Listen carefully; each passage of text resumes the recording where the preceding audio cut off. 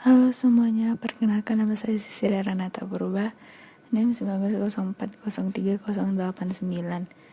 Pada kesempatan kali ini saya akan menjelaskan mengenai proses produksi dari serbuk logam. Proses produksi ini biasa dikenal dengan nama metalurgi serbuk. Metalurgi serbuk ialah teknologi pemrosesan logam di mana bagian-bagiannya diproduksi dari bubuk logam. Nah, singkatnya begini. Bubuk akan dikompres atau ditekan menjadi bentuk yang diinginkan, kemudian dipanaskan atau disinter untuk mengikat partikel menjadi massa yang keras dan kaku.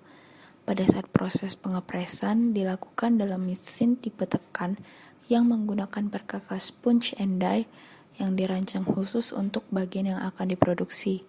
Sementara di proses sintering atau pada saat dipanaskan, dilakukan pada suhu di bawah titik leleh logam.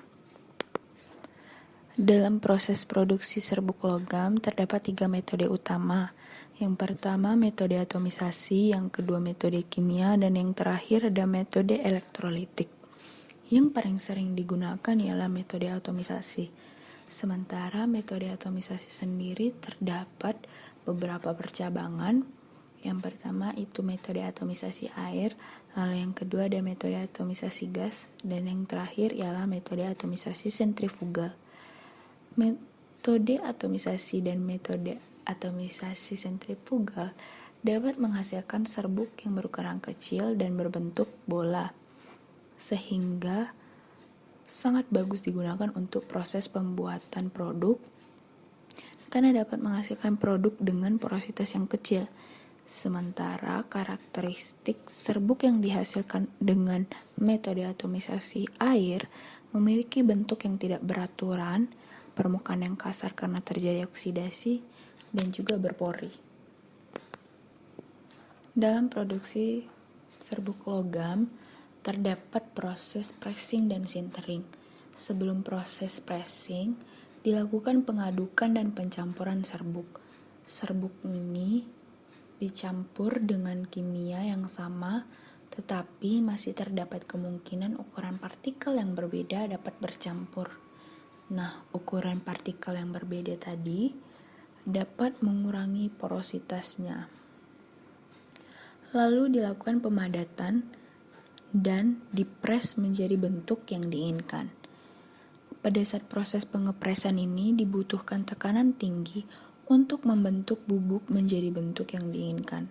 Metode pemadatan konvensional ialah menekan, di mana pukulan lawan memeras bubuk yang terdapat dalam cetakan sehingga menjadi bentuk yang diinginkan. Lalu proses sintering, di mana dilakukan pemanasan hingga suhu di bawah titik leleh yang menyebabkan ikatan solid state particle dan penguatan bagian.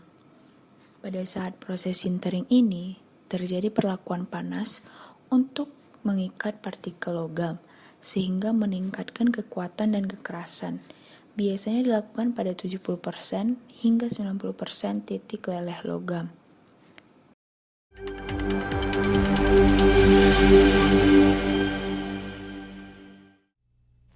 Metal powders used for parts production can be a combination of various elemental particles or pre-alloyed powder. If elemental powder is used, each of the ingredients that will comprise the desired part are mixed in proper proportion into a uniform blend. With pre-alloyed powder, the proper proportion of ingredients is already present in each particle. In either case, additives such as binders and lubricants are usually added. The powder is then consolidated in molds or dies, shaping and densifying it into a compact of the desired part. At this point, the part, or compact, is in a green state, where the powder particles are just lightly joined together.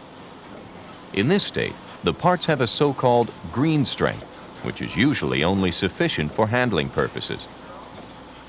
The parts are then transferred to a sintering furnace. During sintering, parts are heated at a temperature below the melting point or range of the base metal, but high enough to metallurgically bond the individual particles.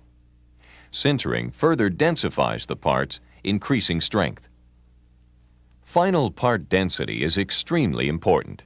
Although controlled porosity is required and achievable for certain parts, the performance of structural parts increases directly with increasing density.